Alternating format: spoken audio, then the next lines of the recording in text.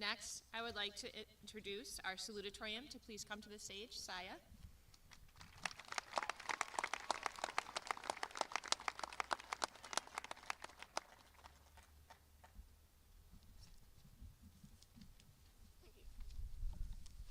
I would first like to say thank you to everyone I know for being such a great class, family, everything.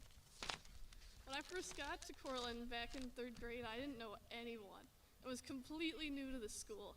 Now I can say I've met all kinds of people. Of those I've met though, some of the most amazing wouldn't be who you expect. They're the weirdos, the nerds, the dorks, the dweebs, whatever you want to call them. Even though they don't get the awards for being kind, they're the ones who always show up when you need them. They work in the background to make the school a little better. I want to dedicate this speech to everyone who falls under those categories. I know exactly how it feels to be labeled in that way, as it was only 2 years ago when anyone knew me as anything but weird kid. However, it only changed to weird smart kid who I can try and get answers from, because I know all of them after that point. But that didn't stop me from continuing to be myself. Many others can likely relate to that same feeling of being a weird kid and know that exact same awkwardness of how your classmates look at you a little differently than they look at each other. I understand that it's been hard, but I'm proud of all of you that are among us in the audience. You deserve this just as much as everyone else, even if you don't show up in the yearbook 50 times or on the school social media anywhere. You've put in just as much work and haven't received anywhere near the same amount of credit.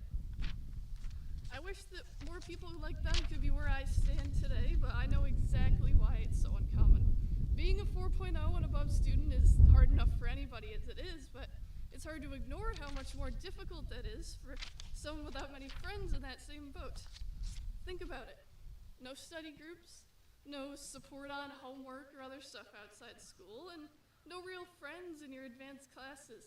It's not easy, and sometimes I question how I wound up where I did. But it happened, and I put in all that hard work to show that it's possible for anybody. No one should let their differences slow them down, no matter what they are. Truly, I hope that everyone is true to themselves going forward, as living that way without fear will get you farther than ever. We're all about to go on our own paths, whether it be college, work, or somewhere else, and in that time, I encourage everyone to embrace the weird part of themselves, as I know so many people hide it already. Being yourself is one of the most important things a person can do, and those who already show their true selves are braver than most. Thank you.